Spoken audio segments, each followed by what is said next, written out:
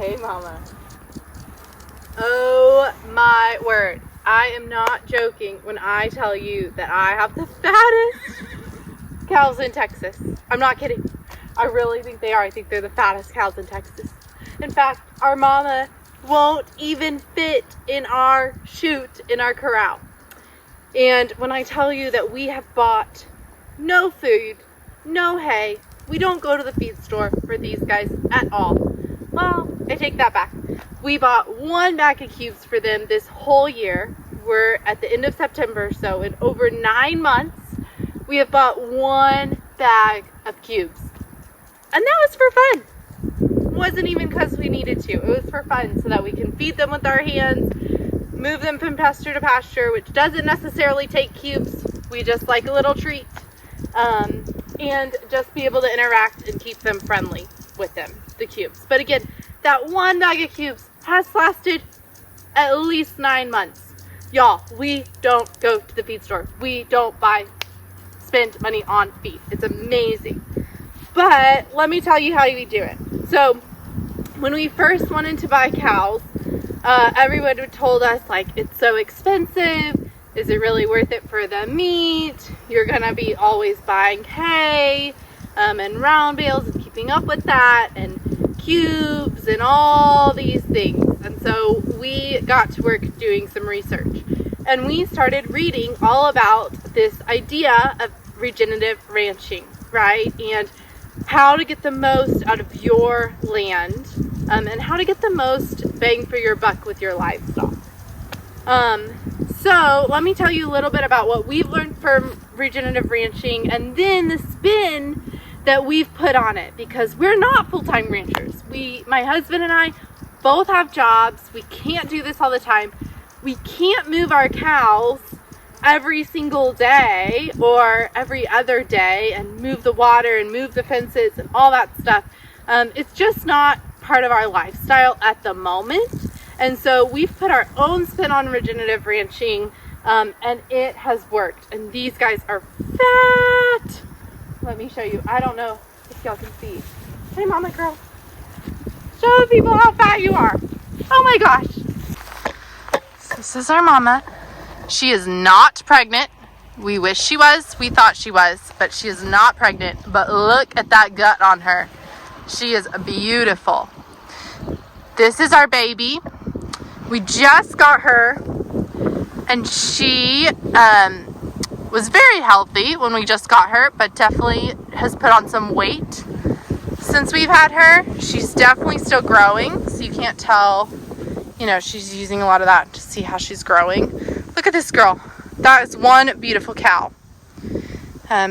So this baby here, Maybelline, she is half Black Angus and half Beefmaster. Mama here is a Beefmaster. Hey, Mama, you are beautiful. You are so big. Let me get a view from her backside here. Mama. She's like, what are you doing? Hold on, let me get your view from your backside. Look at that girl. Oh my gosh, look at them. They are huge. How are y'all so big? And then this over here is our girl Lucy. When we got her, you could see her ribs. See her ribs. We got her quite a bit ago. Yeah, you could see her ribs, and now she has filled out beautifully. Lucy's a Black Angus. She's gorgeous. We think she's a few years old. She's not pregnant as well. And look at that beautiful shiny coat. Look at the gut on her. Woo! Look at her waddle. That's a beautiful thing, fat cows. Beautiful thing. If y'all don't know me, my name is Lindsay with StillWaters Ranch, and my husband and I moved out to this property a few years ago, and we have been learning all things ranching, farming, homesteading, and just kind of having a small place to call ours and try to become more self-sufficient every day and live off the land. So if you don't know me, welcome. Please follow along on our journey, subscribe, like, and comment on this. That helps me a bunch, but let's get to it. Let me tell you how we feed these guys without going to the feed store or grabbing hay. So first of all, we are in right now what my husband and I call our driveway pasture. So this is our driveway pasture. This pasture is about 2 acres. So quite a bit of land. We only have 3 cows, but quite a bit of land, pretty good. And they just moved to this pasture a few days ago. So this pasture had been resting for about 2 to 3 months. We didn't have any cattle on it. And it has just been growing some grass. So let's show you some of the grass here. Okay, look at this thick, beautiful grass that it's been growing. And it's green. We're at the end of September here, and this grass is green and beautiful. And these cows are able to munch on it. And so this pasture's just been resting. Look at this coastal Bermuda, and growing. What we do in our form of regenerative ranching is we have 3 different pastures that we rotate our cows to. This is what we call our driveway pasture, as I said, and then we have our pond pasture, and then we have our high fence, or what we call our orchard pasture. The driveway pasture and the pond pasture each share access to the pond. So they have that drinking water full time from the pond. We do offer, other water access in both pastures and other spots. But we love using these 2 pastures because they have access to the pond. Our orchard pasture, which I will show you, doesn't have a ton of shade, and it doesn't have pond access. And so we are filling a water trough for that pasture, and it also doesn't have a lot of shade. So we are very intentionally moving our cows around to the different pastures depending on the time of year. And then also trying to get the most bang for our buck out of your grass. So when your grass is actually very short, it takes a while to grow to get to that medium length. And then when it's in a medium length, it grows very, very fast. That's the quickest it grows. And then when your grass gets pretty tall, it starts to slow down the growth as well and doesn't grow as fast. So we try to let our cows chomp it down until we get to the very low end of the medium length, or the low, and then we try to let the grass grow so that we get the most growth out of our grass and put our cows back on it. We rotate our pastures about 1 time a month. So they'll be in one place for a month and then move. So typically they're in this pasture.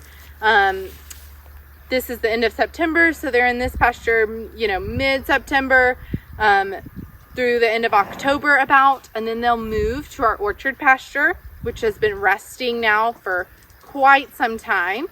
They will move to our orchard pasture in November and December because, again, they don't have access to shade in that pasture, so we like to put them there when the temperature's pretty mild. So we put them there in about November and March in the springtime. And then what we call our pond pasture has the most shade, plus access to the pond, plus a water trough. And so we put them there in the extreme weather times. We put them there, this past year they were there July and August, and then in the winter time they will probably be back there in January. So let me show you the other pastures and how we rotationally graze them. But these girls are fat. Y'all aren't even eating right now. You're sleeping. Oh my goodness. All right, this is the pond pasture. So this is where the cows were in the very, very strong heat of the summer. July and August, they were here. And this is pretty eaten down. This is more eaten down than we would necessarily prefer. But again, this pasture has the pond and it's got the most shade on our property. And so, we weigh the pros and cons. And so the con is that it was eaten down a little more than we would like. The pro is that we knew our cows had great shade. We knew in the heat of a Texas summer where it's above 100 degrees, we knew that if anything happened to the water trough or anything like that, they had the pond. The cows would frequently get in the pond often, and so we knew that this was the best place for them to be in that extreme weather. And let me show you a little bit of this grass. So again, it's more eaten down than we would like. It's in that very short stage, so it's going to take longer to grow. But the good thing is we don't need them to be back in this pasture for a few months. They're okay in the driveway pasture, and then we've got the orchard pasture ready to go too. So they don't need to be back here for a while. We're just going to let this land rest. It's so crucial to let your land rest because you're letting the nutrients and the fertilizer of their poop soak into the land. You're letting new growth come up, and you're not just continually beating down the land over and over and over again. Cows really, they're heavy, especially my fat ones. And so they really stomp down the weeds and everything that they're on, which is why most ranchers that do rotational grazing, they'll do a very large number of cows on very small acreage, and they'll move them every day or every other day for multiple reasons. But one is that their cow gets fresh grass. They try not to graze the same spot more than once a month, right? So they're moving their cows every day, and they're letting that spot refresh for at least a month, at least 30 days. And then also the high intensity of cows in a low acreage spot stomps down the weeds, lets the cows eat all the great things, puts a high fertilizer impact on that land, and then the cows move on, which is a great way of ranching. We've learned so much from it and love it. Again, it's not in our cards at the moment to move our cows that frequently or have that high of a number of cows. We're just a small ranch here, and so that would be the dream, that would be the goal, but we're working with what we have, and it is working so well for us, which is why I had to show you. So this grass is pretty short right now, right? It's pretty eaten down, it's pretty short, and my husband actually just mowed this a few days ago, right when we took the cows off. So the cows left us short grass, a lot of poop, right? And quite a bit of weeds were coming up in this. Goat weed and other weeds, which we would hope that the cows would stomp that down. But again, it's not as tight of a space for them to do that. And so right when we moved them off, what my husband did is he went and mowed all the weeds down and went and got this pasture looking pretty even.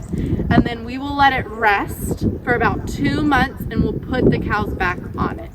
I've got one more really interesting thing to show you in this pasture before we move to the orchard pasture. Here's our pond pasture. As you can see, there's still a few weeds showing here that we missed mowing, but for the most part this land is pretty eaten down.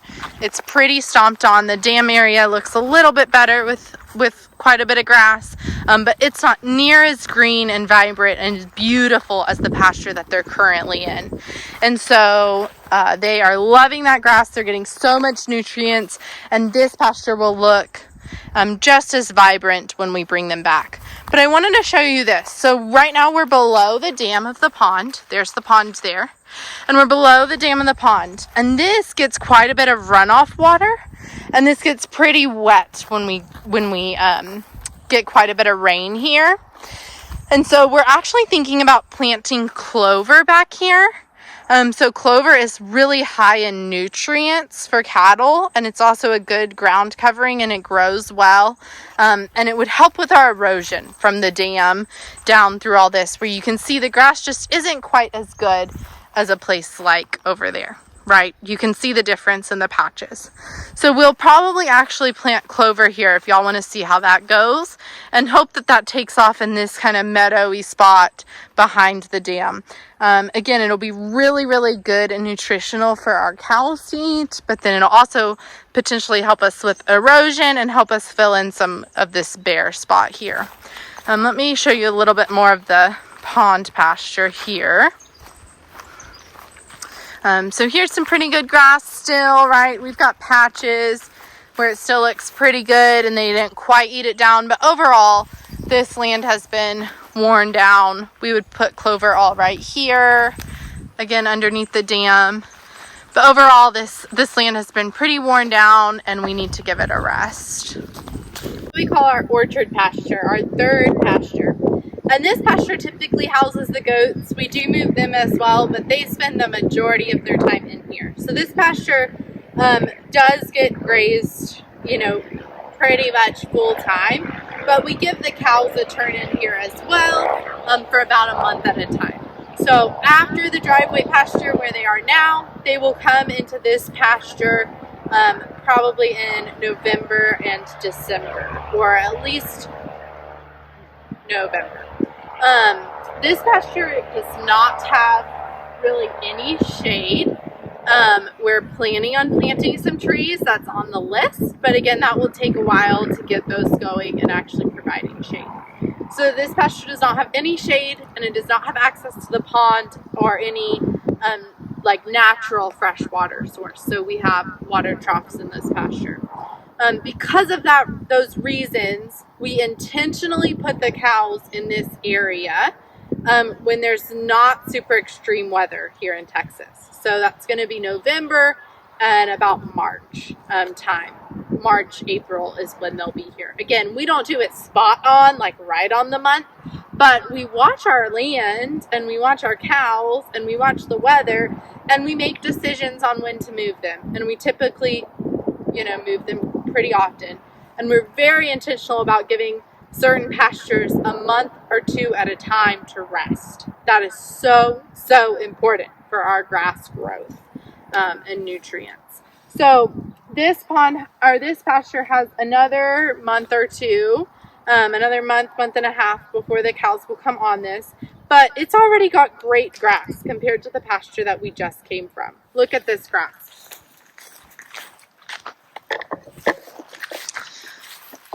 Look at this grass here. I mean, it's beautiful. It's definitely at that medium length. As we get rain, it's going to shoot up and grow so fast. There are other spots where it definitely has more grass than other areas, but it is beautiful. So this grass is at the length where it's going to grow very, very quickly when it rains, and that's what we want to see. And it's still beautiful. It's not dormant. It's green. It's got tons of nutrients for our cattle, and that is what we want to see. I mentioned how much nutrients the grass has because that's why people supplement with cubes, right? If you're feeding your cattle a bunch of hay, they also need the nutrients from the cubes because the cubes have the protein in it. Now, I'm not an expert on all the nutrients in different kinds of grasses, hay, cubes, all that stuff. But this is the little that I know and what has worked for us. So fresh green grass is going to have the most nutrients, not necessarily of cubes, but the most nutrients above hay and dormant grass. Fresh, green, lush grass is awesome for your cattle. The second best is going to be hay. When the grass is dried out, it preserves some of the nutrients in that. But again, it doesn't have near as much protein and things like that as fresh grass does for your cattle. After hay is the grass that goes dormant. And so if your cows are in a pasture where it's late in the summer and the grass has gone dormant or is dried out, that grass is not going to hold any nutrients at all, and you must supplement with hay and cubes. You must, so that your cows are healthy and getting the nutrients that they need. And so with that, you know, there are a few things that we can't control as we're rotationally grazing. We can't control the weather or how much it rains. And so we've been super blessed this summer, and we've gotten quite a few rainstorms throughout the summer, which has made this year's rotational grazing amazing. Again, we have bought no feed, no hay. I mean, our cows have been like free this year. That's amazing. But last summer we went through a pretty big drought, and so in August a lot of our grass was dormant, even with rotationally grazing, and so we did supplement with some hay last August. There are also other times in the year if we get a really bad freeze. In Texas here we don't really get snow, but we might get a few days where everything is just covered in ice and it's super cold. And so in those times, we do put our cows in one of the pastures where they have access to the pond, because it's less time of us breaking water troughs, and we know they have access to fresh water at all times. If we get a freeze, we definitely put them in the pond pasture, and then we also would give them some hay to keep their body temperature warm, and because the grass is literally frozen and covered in ice, which they're not going to eat that. So those are the 2 times when we supplement with hay, or when we've had to. That depends on the year. So let me think. Last winter, maybe we bought 1 square bale of hay, because we had one day where it was like 1 or 2 days where it was icy, but that's it. And then last summer we did, at the end of August through early September, we did supplement with hay and cubes. But this past year and this summer, we have not at all. And again, we've bought 1 bag of cubes, y'all, and we just feed them as treats. And we just feed a little bit in a bucket for 3 cows, right? It's not necessarily for the nutritional value. It's more for to go visit our cows, or when guests are over and want to feed them, our cows will eat out of our hands. So that's why. I hope you learned something from this video. This is what we've done. This is what's worked for us. We do have a little bit of a weed problem because we're not heavily grazing our cows on an acre or so and moving them daily. And so we're fighting that with every time we move the cows, we'll do a mow and then let it regrow. And so that's how we've been fighting it. We move them the next day or 2, we mow that pasture, they're on to the next. And so we're mowing, about every few months our pastures, and really giving the land time to rest. When we first moved here, this pasture in particular was full of mesquites. You could not see as far as, to the other end of this pasture. It was just mesquites. And we cleared all that. The grass has grown in, but we're still kind of fighting the weeds here. So stay tuned on how that goes. This is our lazy way of rotationally grazing and regenerative ranching. It's, a way where we really only have to work once or twice a month, right? Moving and mowing. And it's really worked for us. Our cows are fat, happy, and just living the best life out here, y'all. So I hope you learned something. Thank you for following along.